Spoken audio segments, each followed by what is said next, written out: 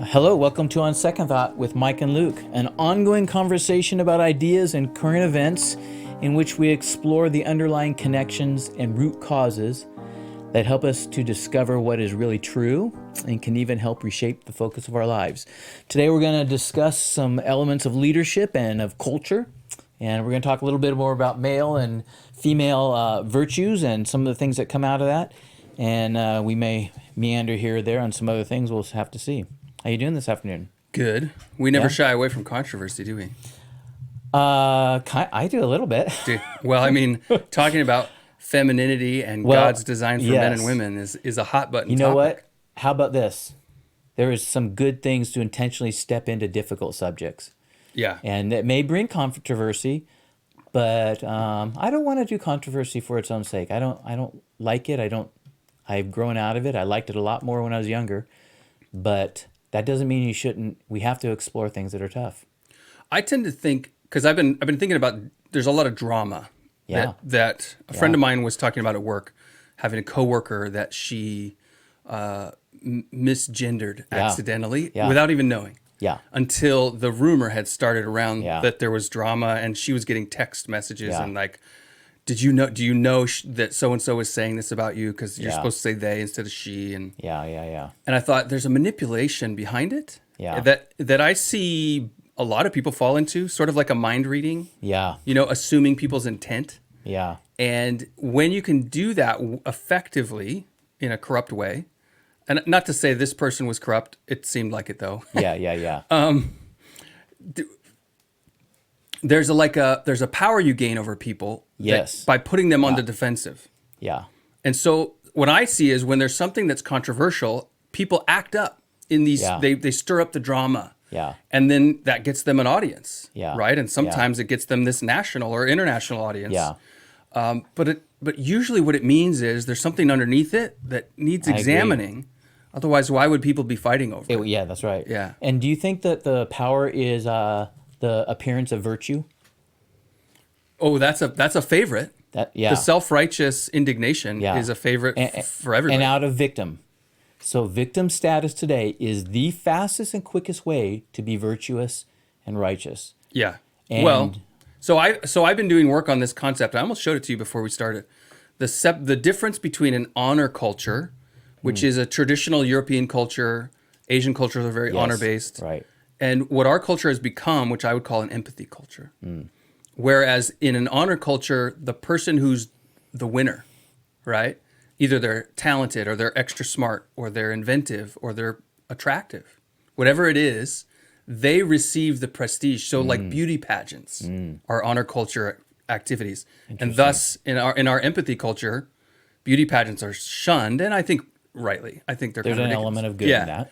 But on the other side, in an empathy culture, the victim is the highest, right? The more you can claim to be oppressed or hurt or weak, the more positions of honor. And so even mental illness, I was talking with a friend of mine who's a counselor, that many of the things she used to say were like red flags of like, okay, this person has a mental illness, now gets you accolades. Yeah. Right? Yeah. It's not and so neither of these cultures are healthy, but they're at war. Yeah. And I would say that our culture war is actually, it's an honor culture battling an empathy culture. It's sad because I think that dynamic, that getting the accolades that way is the leveraging of being a victim. And that is so sad because think what you're taking into yourself if you function that way.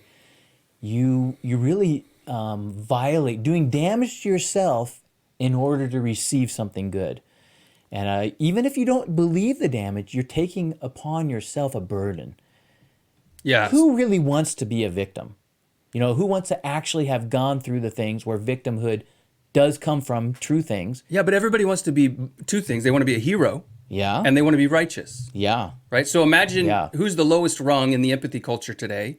And by rung, I'm thinking of the intersectionality Olympics, right? Is what I've heard someone call it. Yeah. The idea that the more of these kind of classifications you can mean lowest stack being up. The most victim? Is that what you mean by lowest? No, they're the highest. Yeah, who's the least victimized? It's you and I, right? Oh, okay. Right? Yes, we don't have a sexual proclivity that gains us status. We don't have a racial or an anything that's Yeah. going to get us there. Well, so I can go from my position in the lowest rung of the ladder to almost the top. All I have to do is grow my hair out and put on makeup. That's right. And now I am receiving, That's you right. know, from a section of society, Oh, I see where you're going with that. suddenly That's interesting. status. Suddenly I can claim that people are against me. I Yeah. can, That is probably the fastest way too, huh? Yeah. That step. and if I you're a didn't think about pervert, that at all. it gets you in locker rooms you're not Yeah. invited into too. So Yes. Yeah. It gets sad.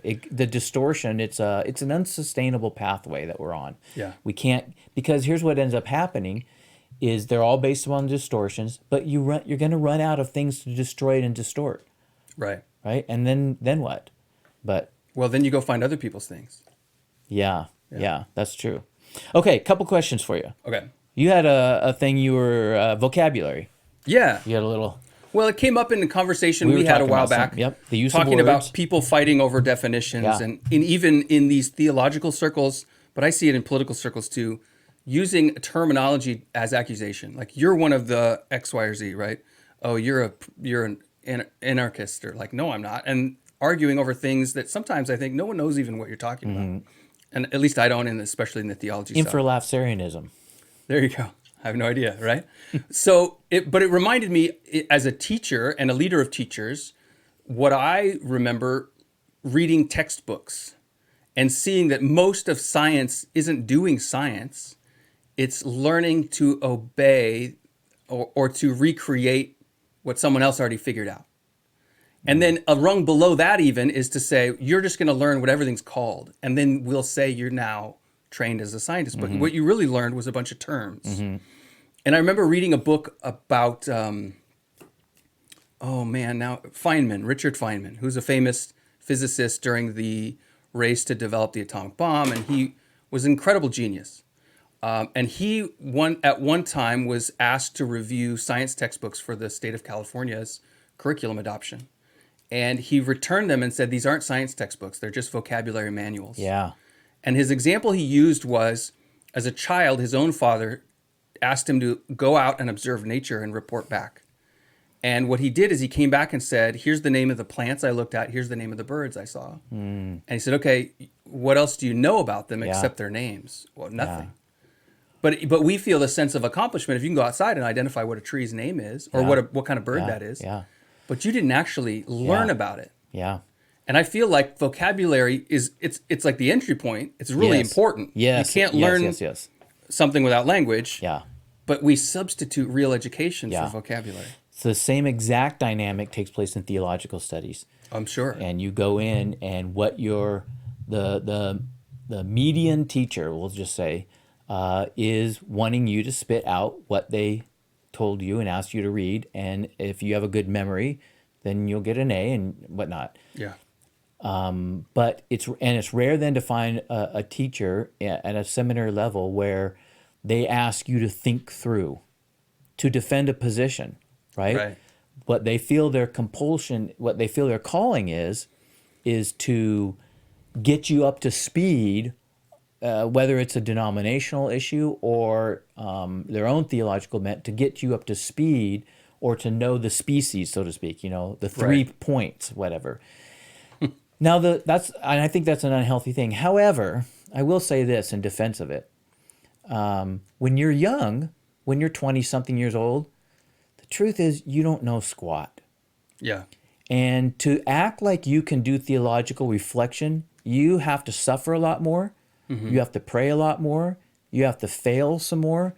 You have to run into questions with people's lives more before you really begin to alter and think, you know what, this part of this system, I don't think that's what the scriptures are saying. Yeah. It takes time. It's not easy to do the other kind.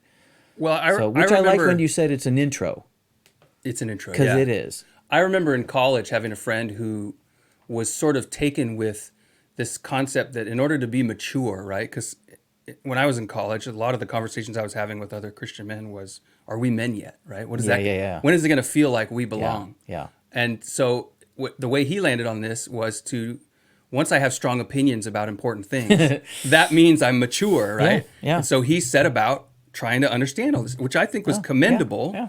But his opinions were so firm on things that, to me, I always Yeah. felt like he didn't really understand. Yeah. And even I found that my opinions continue to change, Yeah. even in my 40s now. Yeah. It's hard. Yeah, that's hard to grow up. An example of that I was thinking was I've got a statement in my notes. I wanted to share just a small thought on love, that sorrow is an expression of love. Okay, I was going to ask you about this. I never would have said that in, let's say, my 20s when I'm trying to reflect on 1 Corinthians 13 or whatever. So by sorrow, you're saying if grief and love are intertwined. Yeah. Yeah. But when we feel sorrow and grief, these kinds of things, we don't think we're feeling love. We think love's not even in the room right now. Or that We it's have this, died. Yeah, It's gone. Actually, it probably we conclude that it must not be there, or we'd be feeling these other things. What I've come to realize is that's actually the opposite of what's true. The reason you're feeling sorrow and grief is because of love in itself in the first place. Yeah. Something is precious, and there's something wrong with the precious. The precious. No. There's something wrong with a thing that you love. Right. And where you would have the normal expression of joy and embrace and all these other things that you might call love, this circumstance rises up, and now there's pain involved in it. Right. And it was interesting to realize that pain. So I had a difficult thing recently happen, and it was painful, and there was sorrow, and it was actually a little bit encouraging and difficult to realize, you know what, the reason that's there, and don't despise this, is because that is a reflection of love. If you Right. didn't love in this situation, that wouldn't feel so painful. Is that what you would want? No, who wants to go there? Well, you do see that in response right. to grief, a decision to not That's love. right. Lewis talks about in the Four Loves, he says, if you want to be safe, you must love no one, not even your dog or cat. Right. Then you'll be safe. Well, but what I see too is you can't not love yourself. According to Scripture, It's impossible. you're always going to get up and Yeah, feed yourself. I agree. Right? Yeah. And so then you will always have the potential for grief Yeah. in your own failures. Yeah.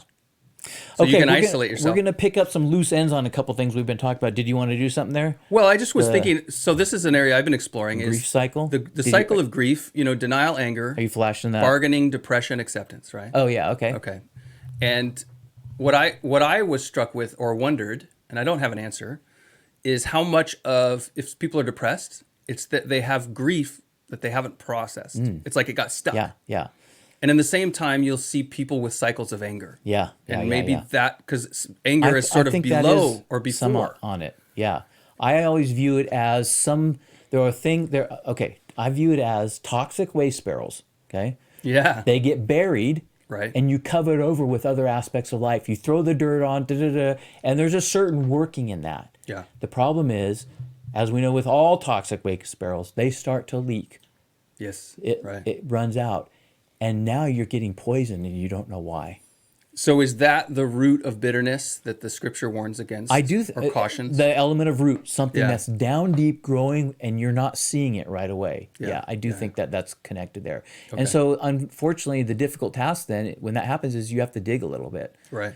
And you may have problem X, and you just have to say, I'm not dealing with problem X because I got to go down to down to V or whatever. Yeah. I got to dig down and deal with that before I can solve the problem that started to afflict my life.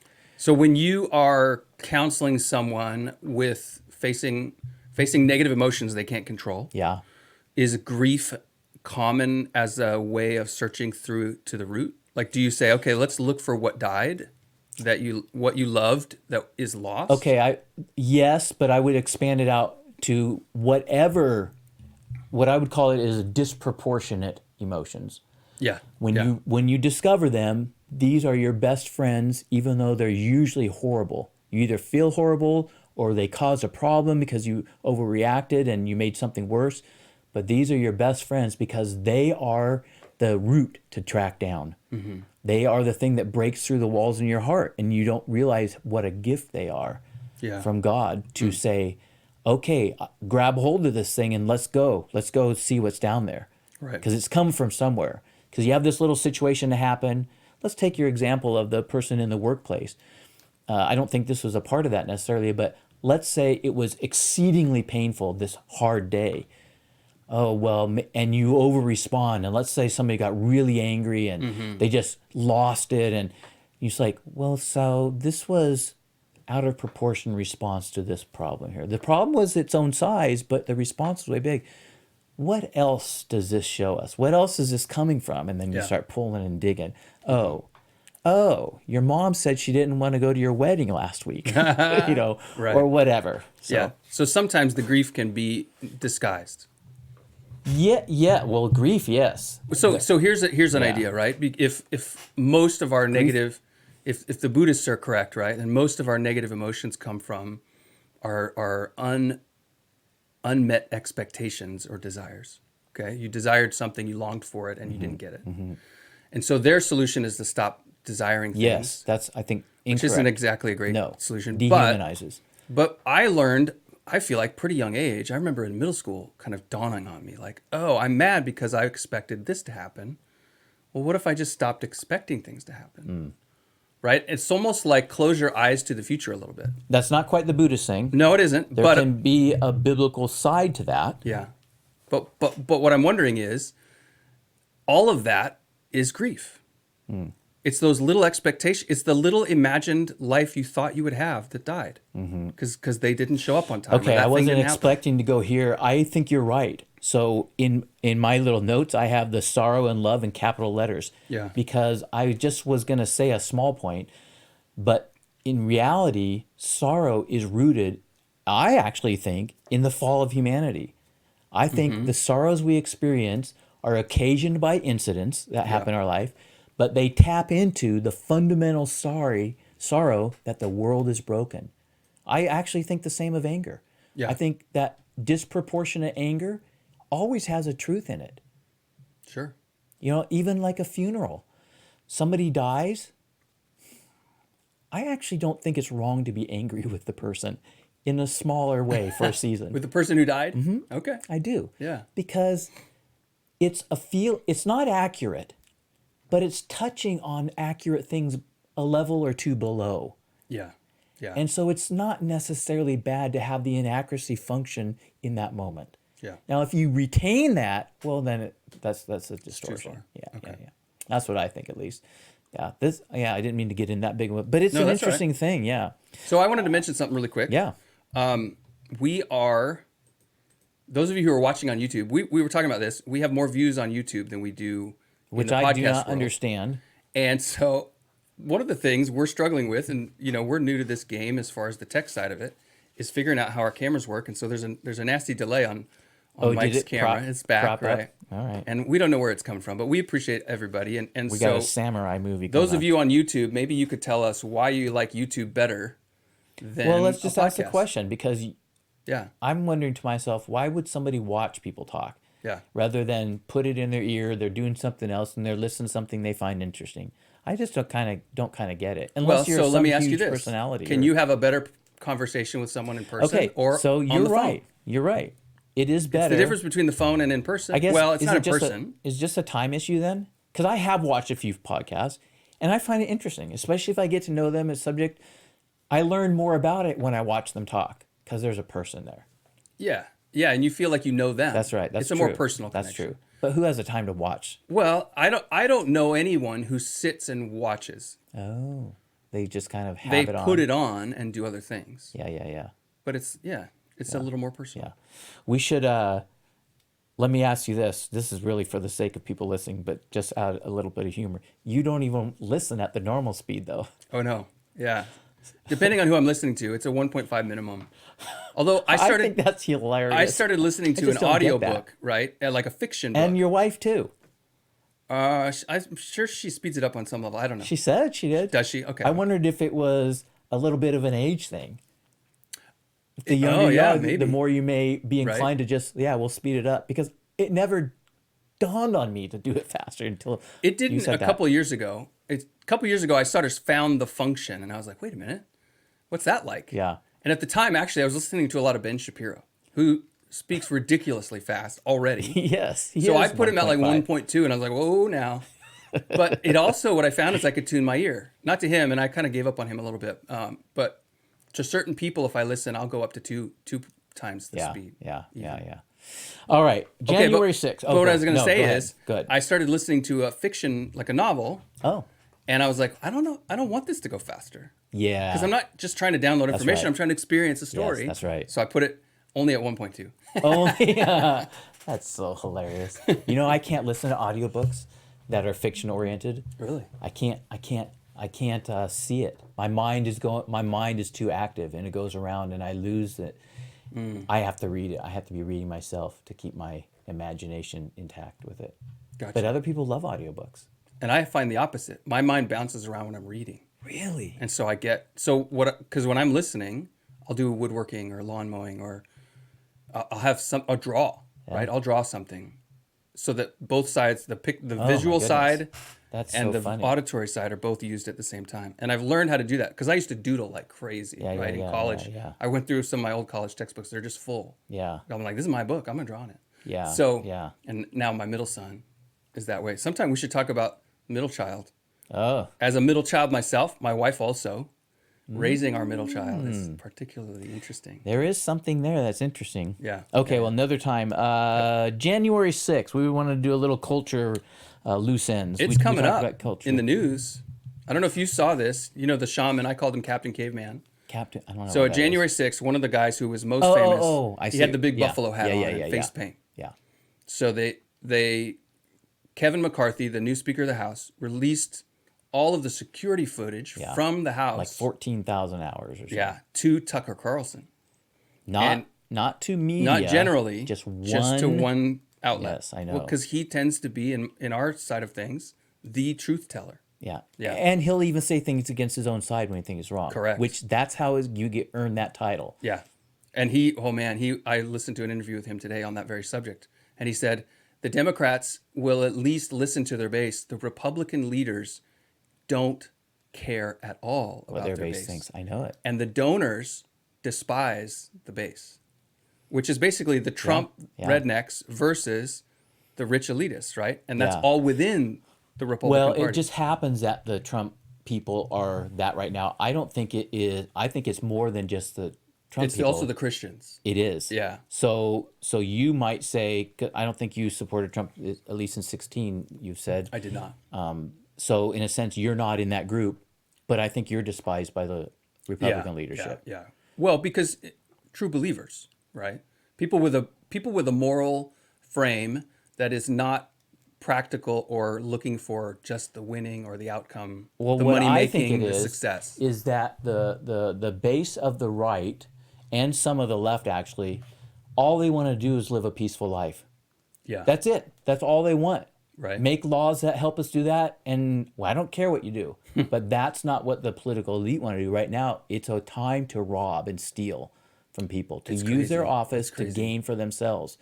And so when the right people, when conservative individuals, they think they're electing people that are going to go and limit government and keep taxes low and defend our country and do 4 or 5 different values just so we can just live. That's what they think they're sending. And then they find out they're sending people who are enriching themselves just like the other party. Right. And so.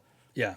So anyway, the crazy. January 6th got sold in dramatic fashion as an insurrection. Yes. I was there. Yes. Right? Well, I actually went and watched from when the you sidelines. said there, let's put it, you were there on January 6th. I was in Washington, you were not D.C. there on the insurrection. There was no insurrection, Exactly. but I was just wanted to on the clarify lawn. that. I was on the lawn. And so we got bored with Trump's speech and we started walking toward the Capitol. And there was no incitement. If anything, it was the opposite. Yeah. But the people who were there to riot, which it was a riot, were there at the Capitol long before Trump spoke, I would argue. Mm-hmm. But the stream of people going up to incite and to push forward, it was dramatic to watch. Mm-hmm. My friend and I who were there, we stood, we didn't even get on the grass that goes up the hill, right, Capitol Hill. So there's sort of a road at the base of that hill, and then you're on the U.S. Grant Memorial. But we watched this crowd frenzied. But even as we approached, it's almost a mile walk from the White House to the Capitol. There's flashbangs. There's smoke. It was crazy just looking across to see what was going on. So we held back. We didn't know if there was going to be gunfire. We didn't know what was going on. Mm-hmm. But as we approached, we watched the crowd frenzied and advanced up into the building. So what this video though has turned into is to see that When you say this video, you're talking about the Tucker footage that Tucker started to release. Yes. In particular about the shaman, because he was pictured as the leader. Yes, yeah. Which he wasn't was a leader of anything. But it was a great symbol. But it was great media of the chaos, right? Yeah. Every bit of footage that they have of him within the building, there are between 2 and 8 armed police officers walking with him, not hindering him in any way, trying to get him into the Senate chamber. Even when he walks into the Senate chamber, he shouts out a prayer of thanks to the Capitol Police for getting him into the chamber. Wow. It's crazy. So the amount of manipulation and twisting, but then whatever was going on behind the scenes was more than we know. That much is certain. Yeah. Yeah. You want to come out with, you have your own theories or you have your own conspiracies or No, I don't even I like mean- the word conspiracy anymore. It's becoming a politicized term that I'm going to start avoiding. Well, one of the things I realized the other day, it was every movie we watch, any action movie, any movie that's a call to adventure, has a conspiracy plot. They all do, because you need a big bad guy for the hero to knock off at the end. Okay. So every single one. So then we turn to normal life and we say, well, it's not a conspiracy. Okay. So. But the media trains us Yes. to want a conspiracy. Yeah. Right? You have theories as to why that is? Well, so what I think of it is, because there are some clear facts, right? The facts are that there was a lot more security offered, knowing that there'd be 100,000 people, which was my estimate of the crowd, not anywhere close to 1 million, but 100,000 is a lot. And so there's a lot of police you would need to kind of keep that thing calm and normal. And it was like 150 officers total. So that, to me, there's something either deliberate or grossly negligent about that. You right? see some little red flags. Yeah. There were people in the crowd that day who we saw that were deliberate and there to incite. Yeah. Yeah.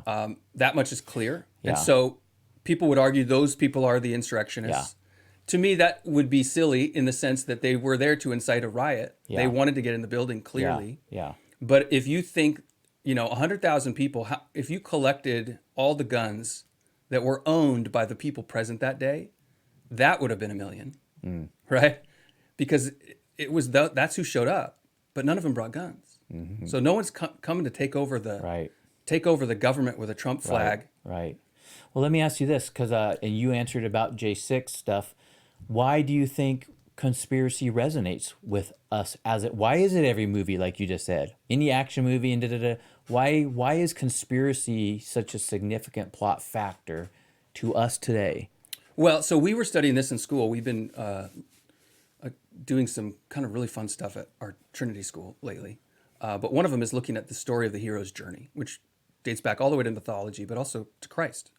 And the idea that our hero goes into the underworld and conquers it and comes back to the regular world at the end to live a normal life, but a life as a master of two worlds.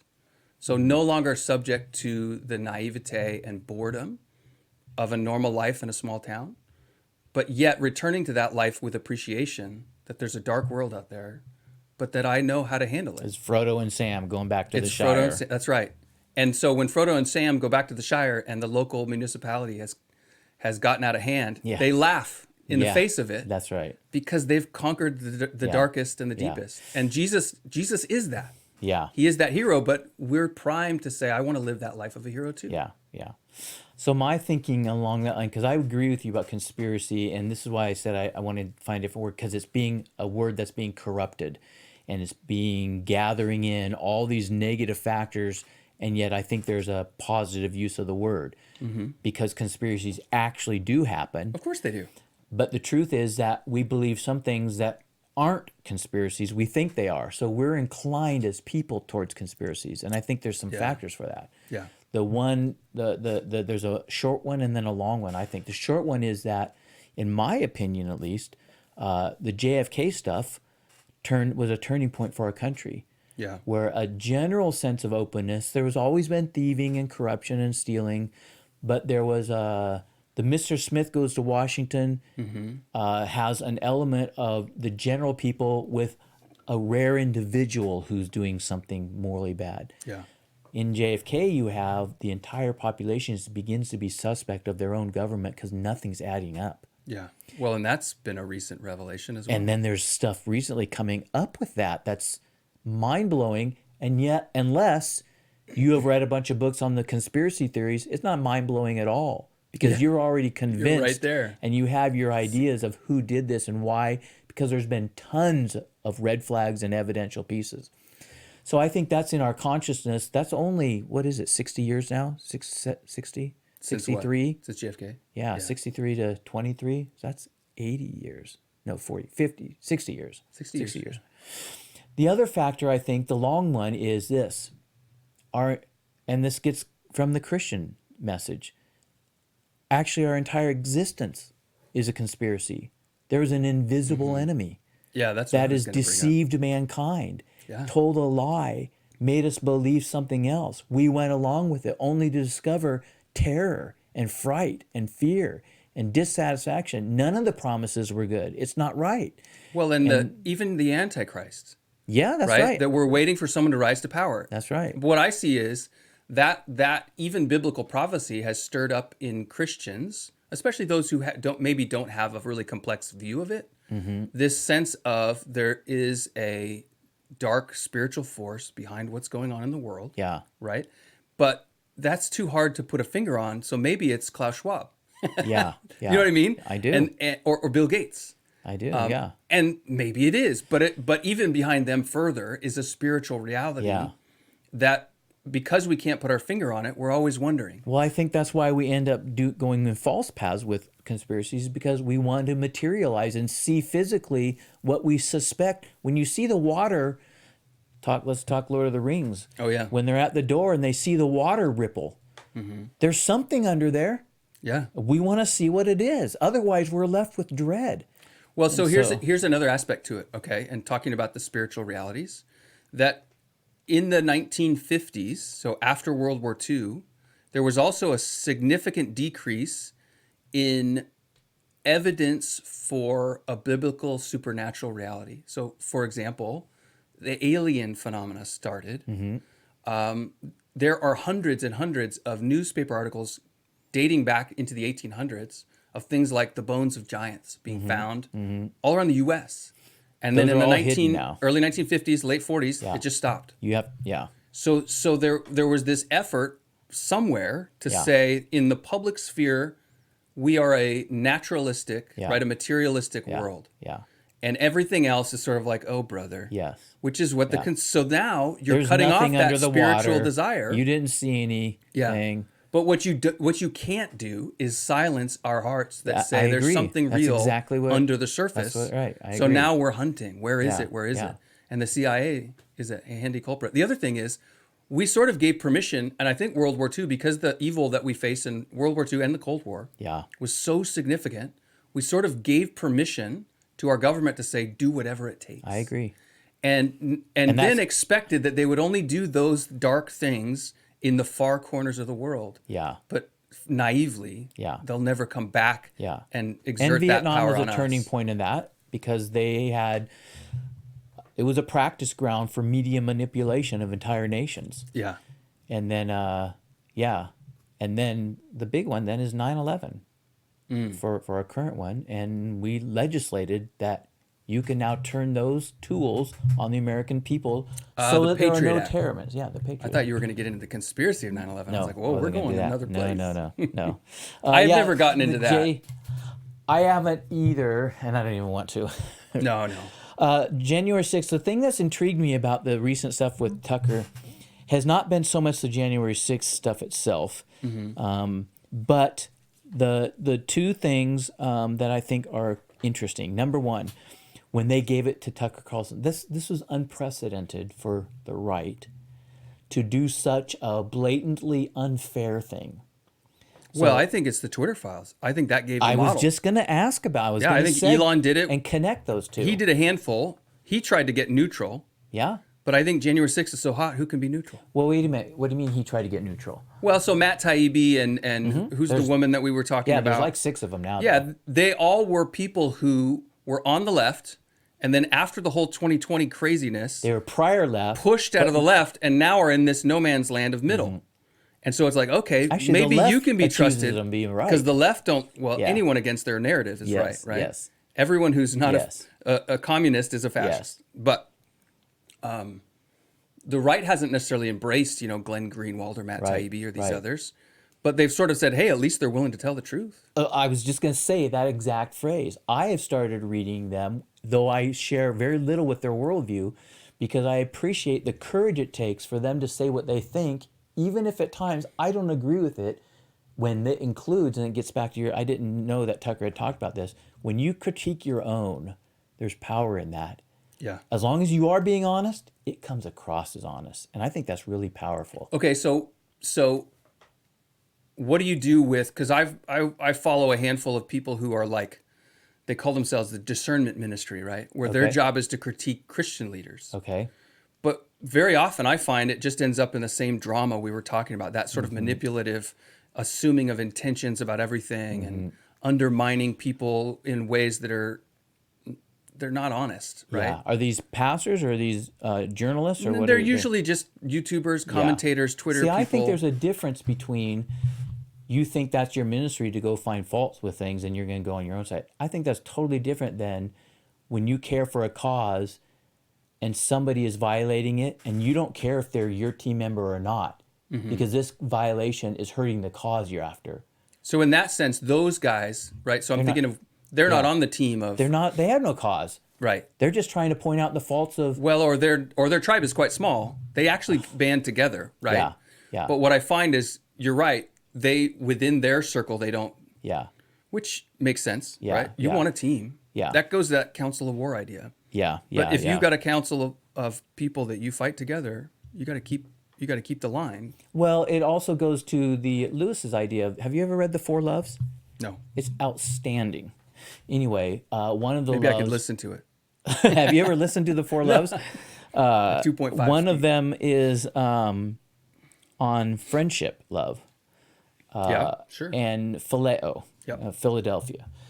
And what he talks about is friendship love is two people who have seen something else. They're standing shoulder to shoulder. They might glance, but they say, "Oh, you saw that too? You saw that?" Yeah, And common they're experience. consumed together with the other, with the that, whether it's baseball, whether it's whatever. It's Okay. another thing. Yeah. And so they stand side by side, and their love bond as brotherly love, sisterly love, friendship love is to look at another thing together.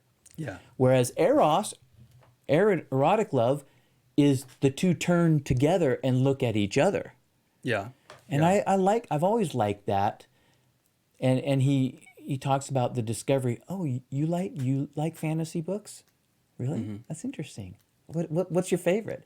And all of a sudden, you're interested in another person in a friendly manner because they like something you like and you want to know why. And it's out of But isn't romantic love also require common interests? Oh, I'm not saying it doesn't.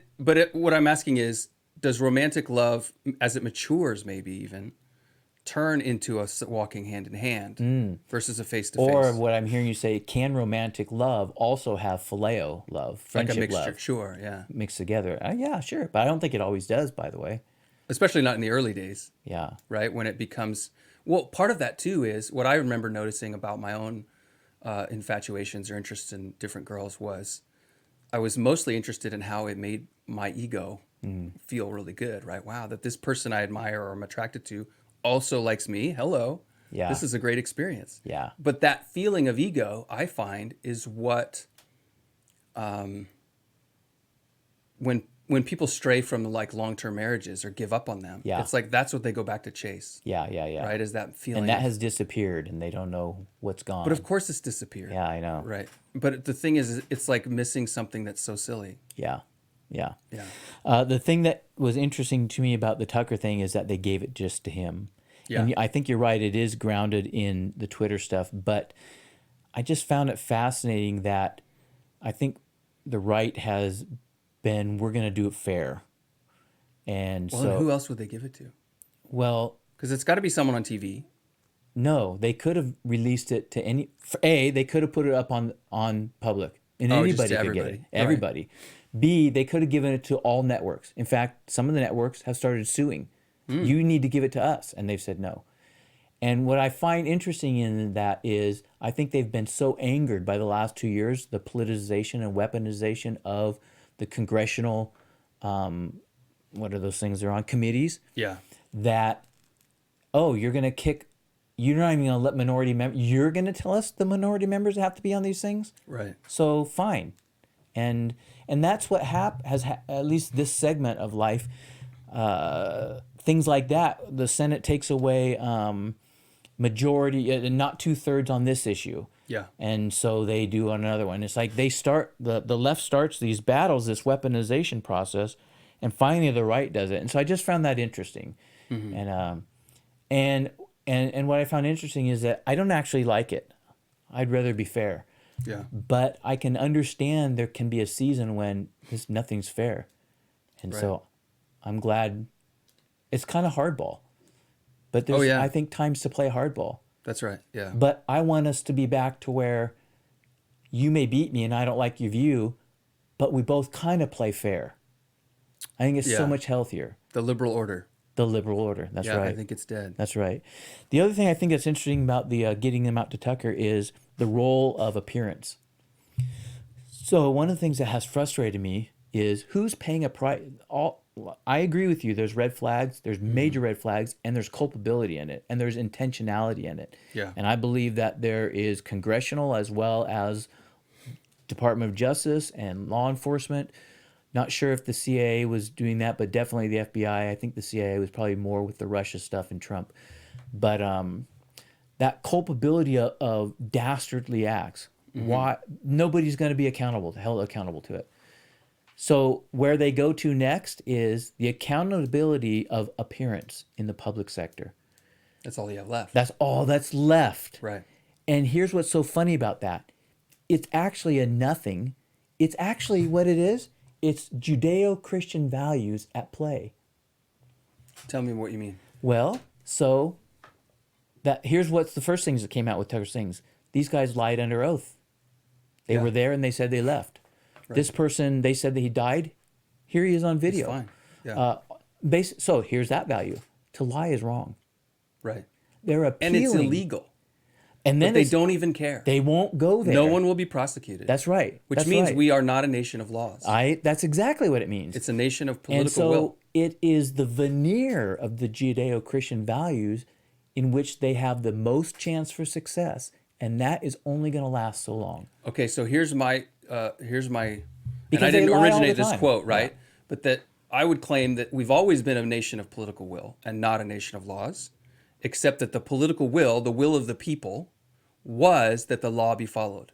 But now we are a lawless people. I We don't want the completely laws agree. applied to us, but we do want them. We only want laws applied to our enemies. That's just right. universal now. That's right. And so in that case, that's what you're going to get in the so political realm. and that's why I think the veneer is so thin, because it's the mass of people who have given the permission for that to be the only last place to convict these people, is that it looks bad. In a political realm. In a political realm. And the we have arena. given that permission because we don't treat liars with the shame and left or right, you can't represent us. Yeah. That doesn't happen.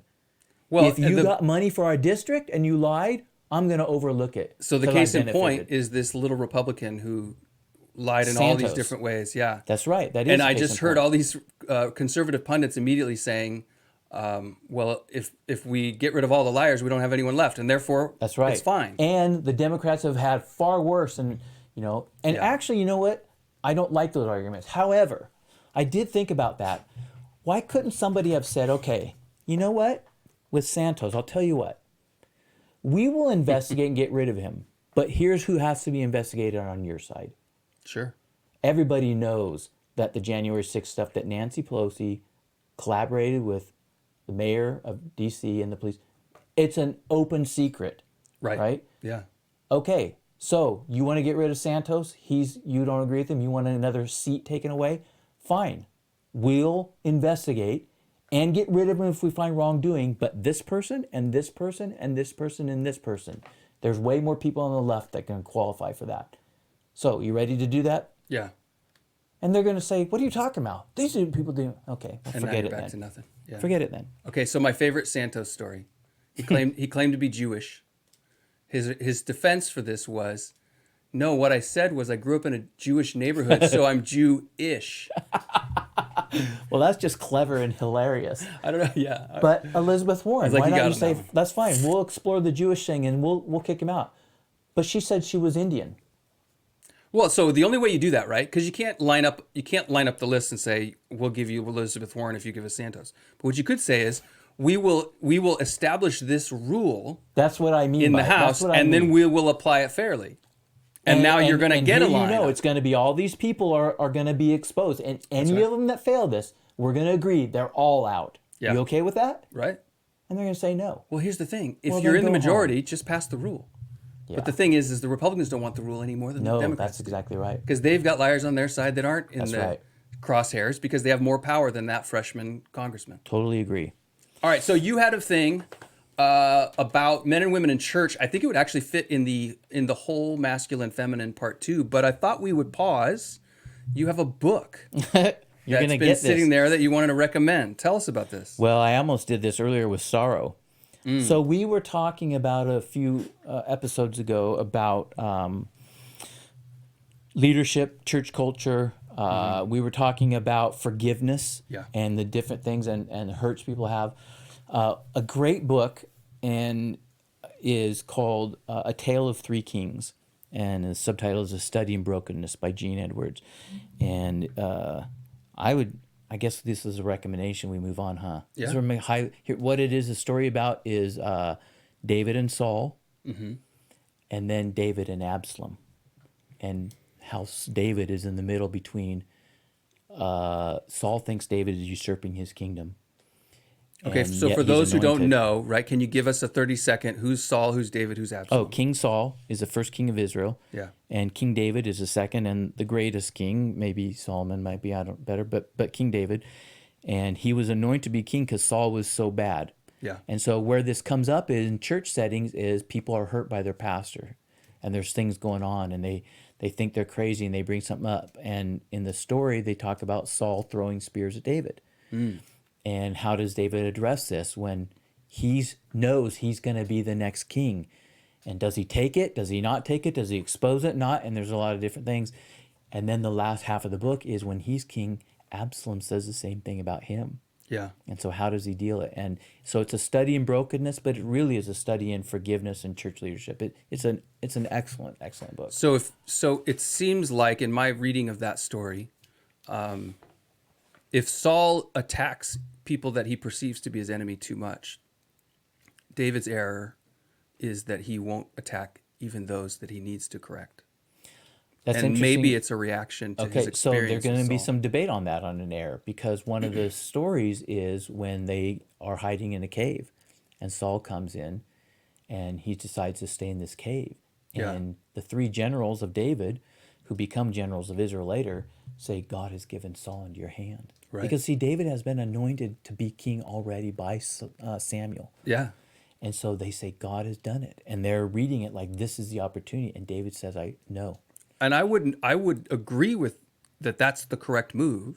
I don't think there was an error on David's part in that. I think it was a holy or a reverent action on his part. What to cutting spare Saul when he could have taken him. I agree multiple with times. that. But what I see is when there's rape and incest in his own household, but now he that's what you're won't referencing. confront. Yes, that's right. And it seems like a reaction to a predecessor who confronted too much Yeah. out of fear and an insecurity. Yeah. And so David's fear and insecurity turns right. him the complete opposite And direction. Joab, I think it is, gets very angry with David because of how he treats Absalom and what he lets get away with. Well, and even after Absalom's death, Yeah.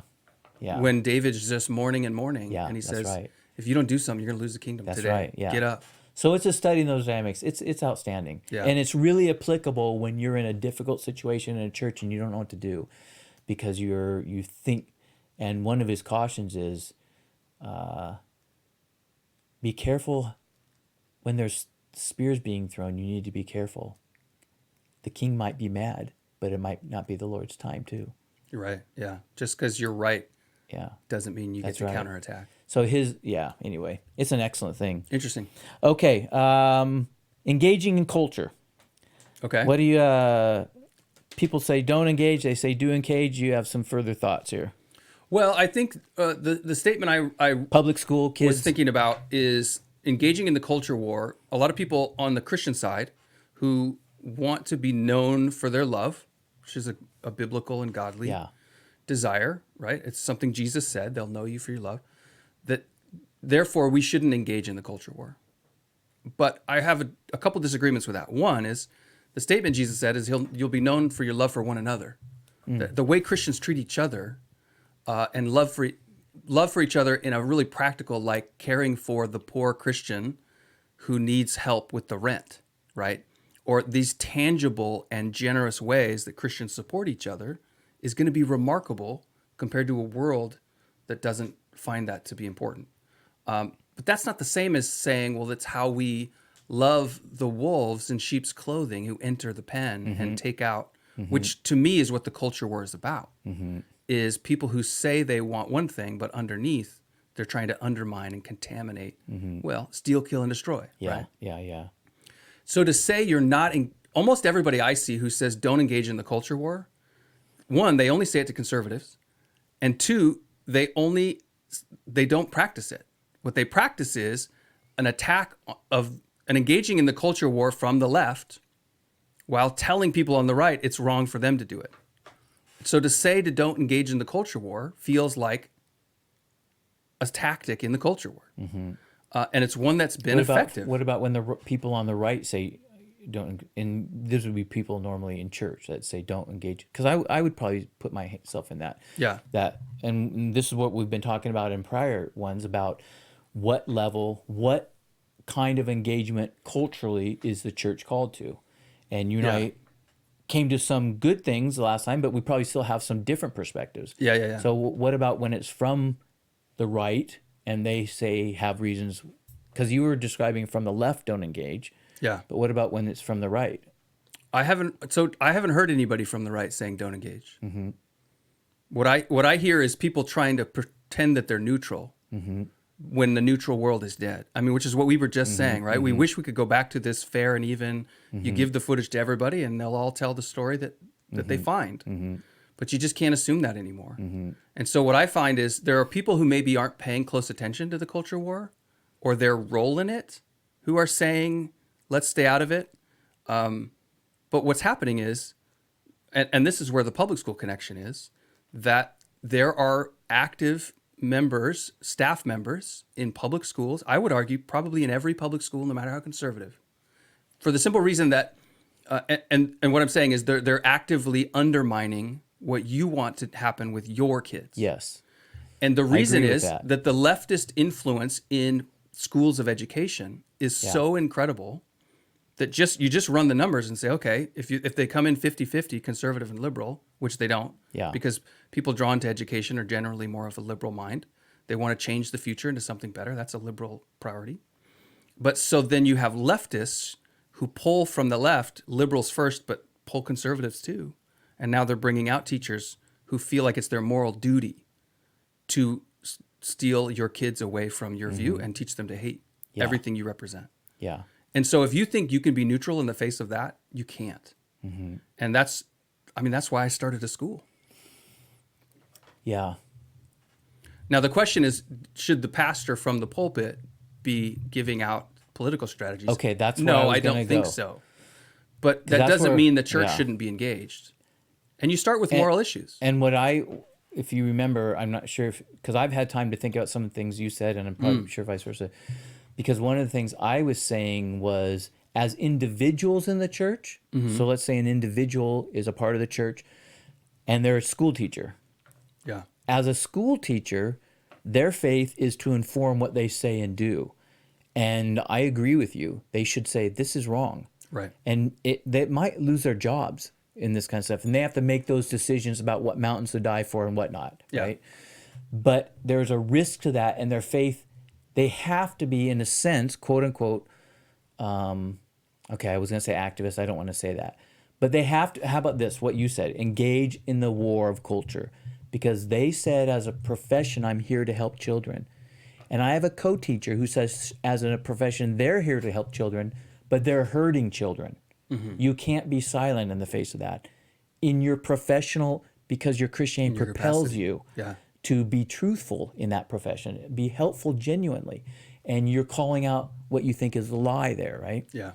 I think that's different than churches saying, as a church, our mission as an institution is to be pointing out those lies. Yeah. I think that's a different thing. Well, and I heard a story, for example, of a church who said, we're going to go all in on this piece of legislation that's up for a vote, and we're going to go door to door Yeah. on behalf of the Republican, yeah. right? And now you basically brought the church under the authority. That's what I think of a happens. and I don't agree think with that's that. right. Okay. Yeah. So when we first talked about it, that's what I thought you were trying to say. Yeah.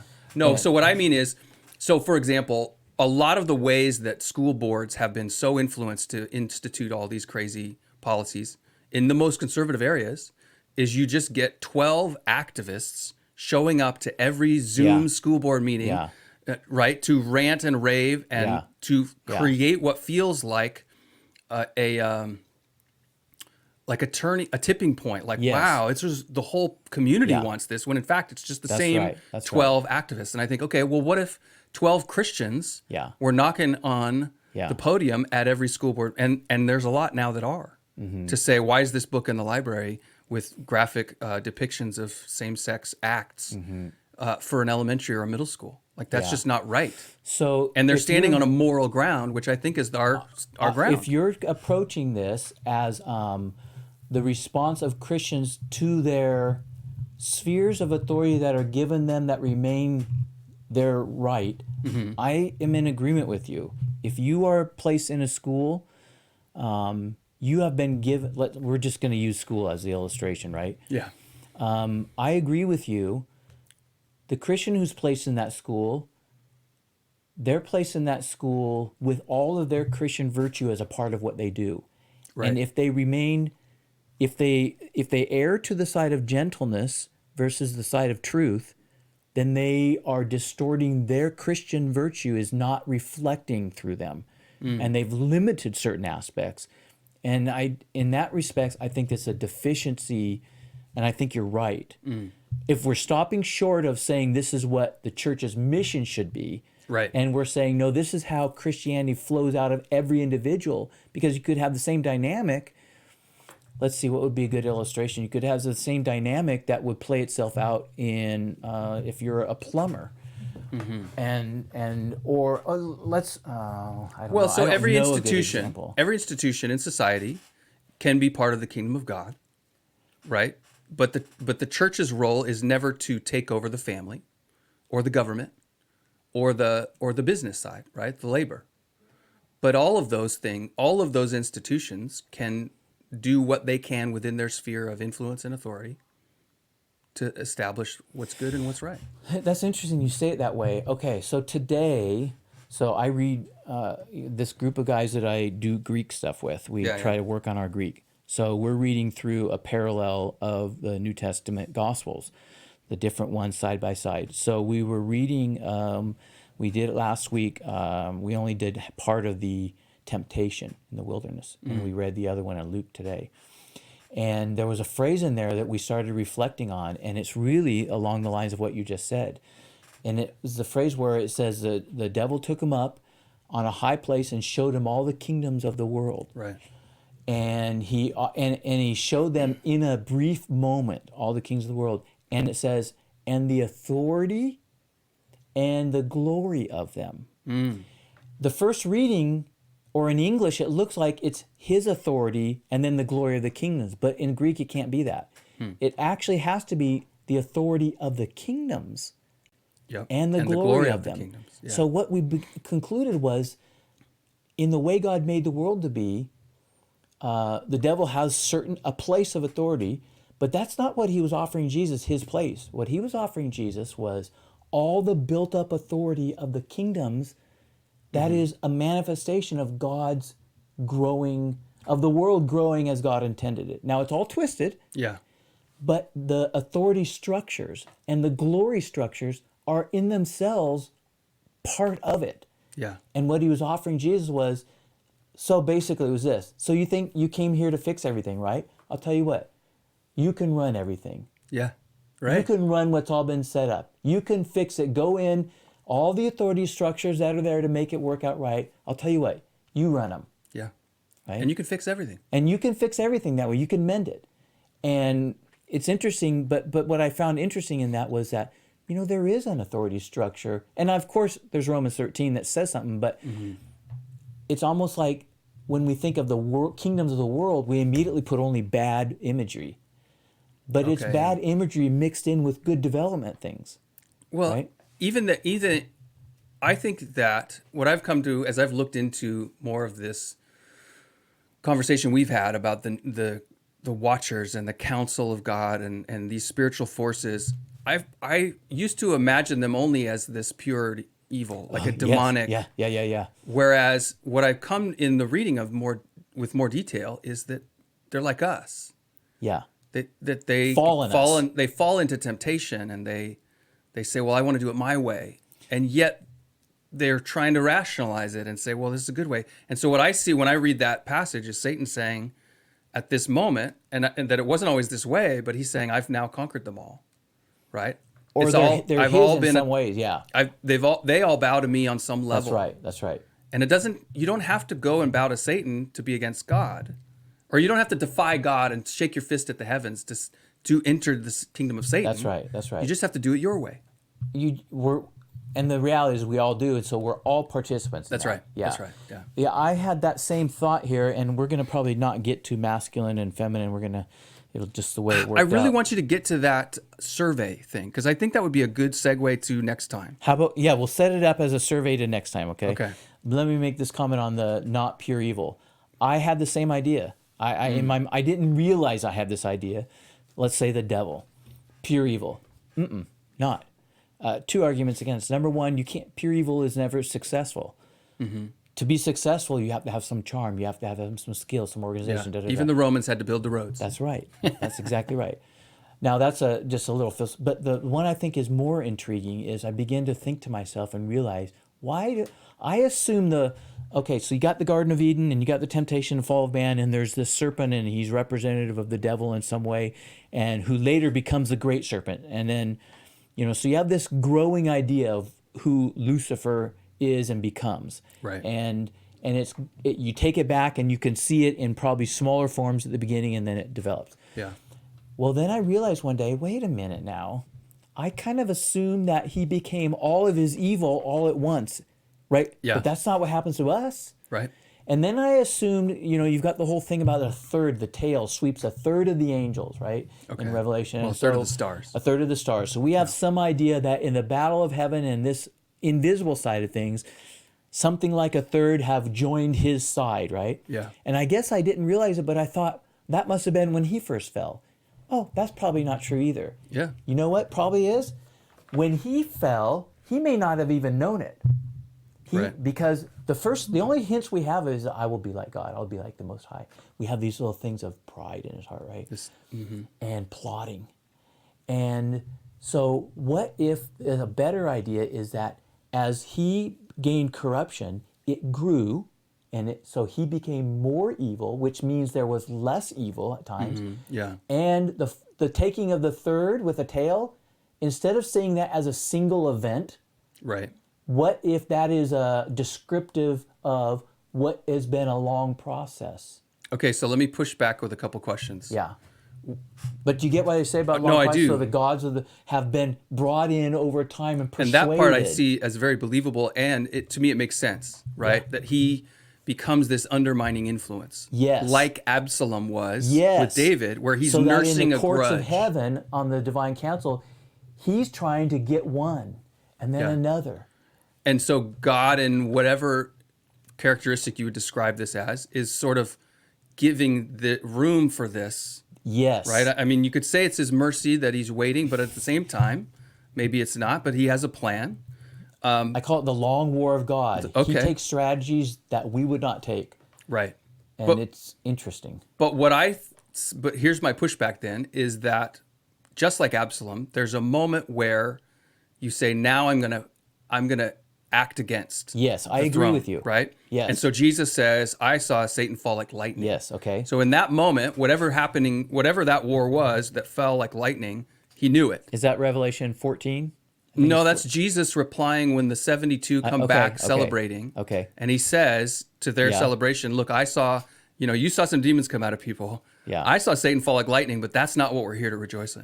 We're Yes, here to rejoice right. in the redemptive Yeah, yeah. story of God. So what do you think it is that I saw him fall? What would you think that I don't know. seeing I of don't the know when falling that is? was. No, I don't know. So there's two theories. So One, in it's- Revelation, that's the one. it talks about the birth story. Yes, that's right. And that would seem to be part of it. So that might have been. So that's where I go. You think baby Jesus was seeing in the spirit realm? No, I don't think he. I mean, that'd be kind of a cool he meant it story. that way. How knowing was Jesus in his Yeah, infancy? I think it's brought to the battle in heaven has been, and here's my opinion. Yeah. Because the other perspective I saw Satan fall is he's talking about all the way back that Jesus in his pre-incarnate form saw him fall at the beginning. Okay. That's not the one I think. Yeah. I think the other one that he's talking about something and so what I think is that when Jesus is born and the dragon comes to swallow him up and the mother and the child, right? Yeah. That is a time when the war in heaven starts and the subterfuge goes out the door and it's a war now that's out in the open and the sides are declared. And from that time to when he's 30 something years old, at some point he's kicked out of heaven. By Well, so that Michael would make and the sense angels, too, and in the Jesus sense says, I saw him fall. that by the time you get to Luke 4, right, with Yeah. the temptation, Yeah. that Satan has now come and said, I won.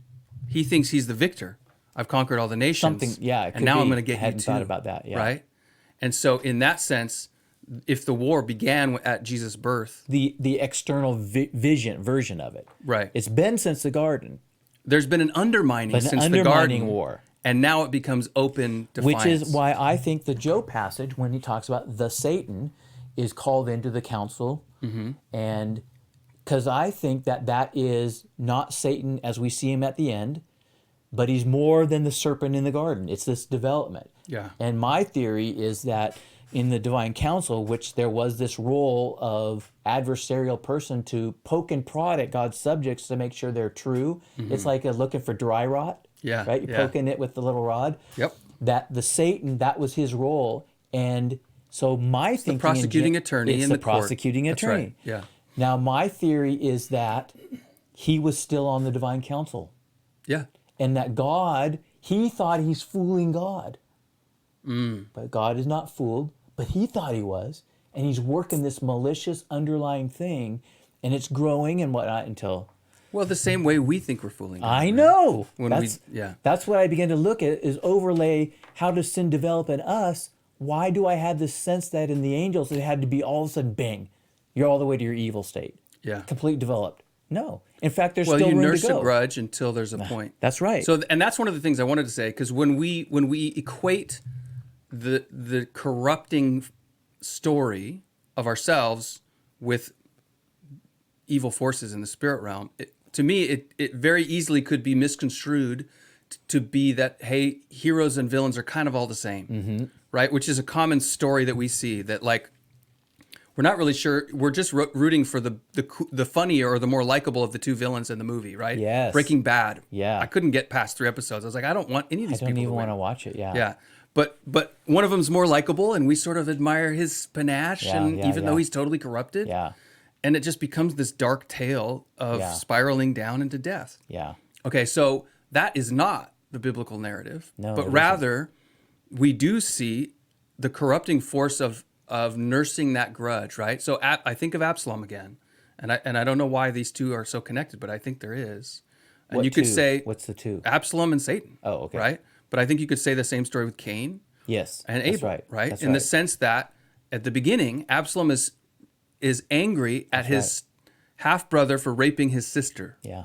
But now that's left unresolved, or the unforgiveness, right? Yeah. That root of bitterness, it's a corrupting agent, Yes. and it spreads. And Yes. so now I'm not just mad at my brother, I'm mad at my dad. Yeah. And my dad, and it's not just my dad, I he's was gonna also the say, king. Yes, that's right. And he could have done this. He could have That's fixed right. it, and he didn't. That's right. And it like spreads. Yes, But so now I he begins agree. to undermine things. Maybe at the beginning it's just like, well, because emotionally I feel this way.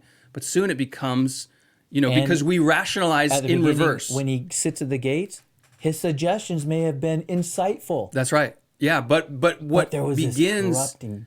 what begins in undermining. impulse Yes. always I agree. develops into a rationalization, right? We always rationalize back and say, well, here there was a good reason why I did that corrupt thing. Yeah. But then as we move forward now, that rationalizing becomes strategic Yeah. corruption. And now when you begin to act against, Yeah. now you're on another plane. Yeah. So you started out with there's a point.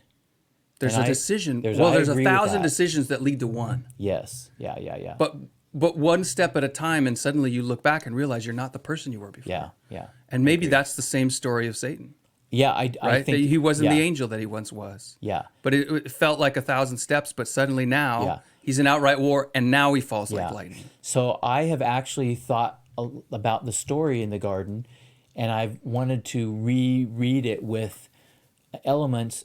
In my most recent reading, I remember looking through and thinking, you know what? I don't think he told any outright lies.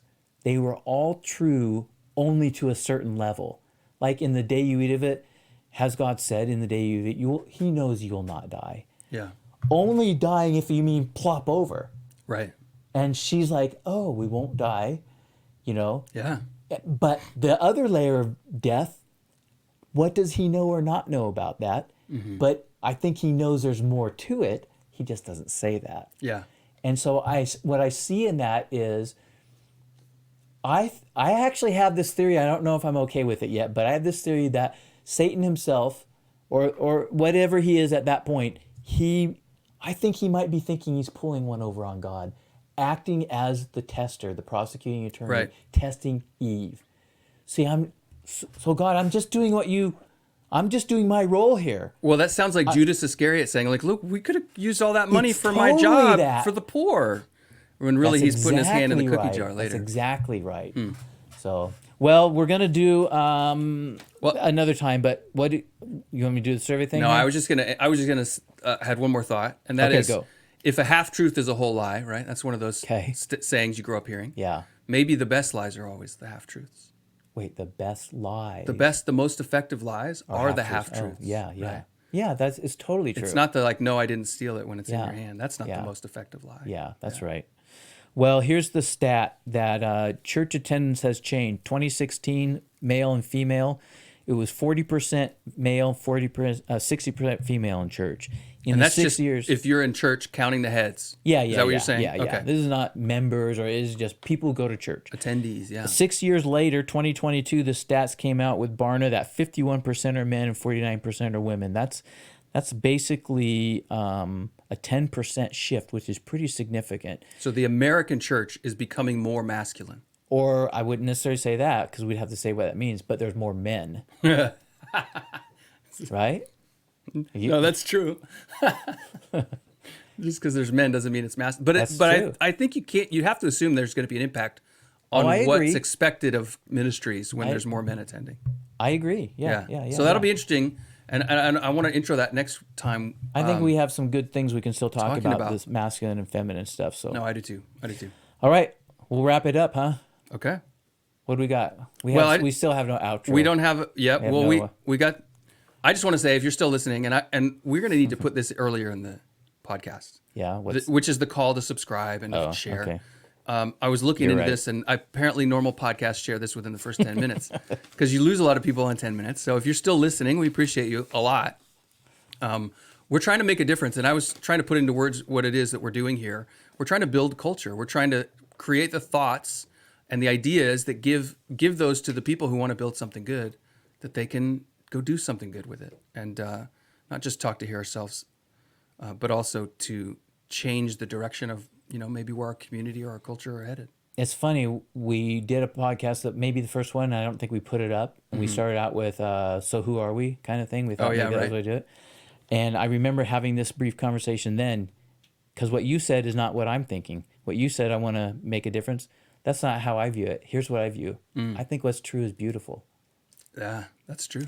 They're both good. What you're saying is good. Well, I But mean, what motivates me more than what you're the entrepreneur, right? yeah, yeah. But what motivates me is I like discovering what's true because it's beautiful, and I want to then shift my life to reflect it. Well, and I But it's want a good. culture and a community that values beauty, Yeah, yeah. right? There we Culture and go. the arts are intrinsic, and Yeah. I think if we could, when you'll know you have a balanced culture when things are beautiful. That's true. Beauty Yeah. rises. Yeah. So with that, we will see Okay. you next time.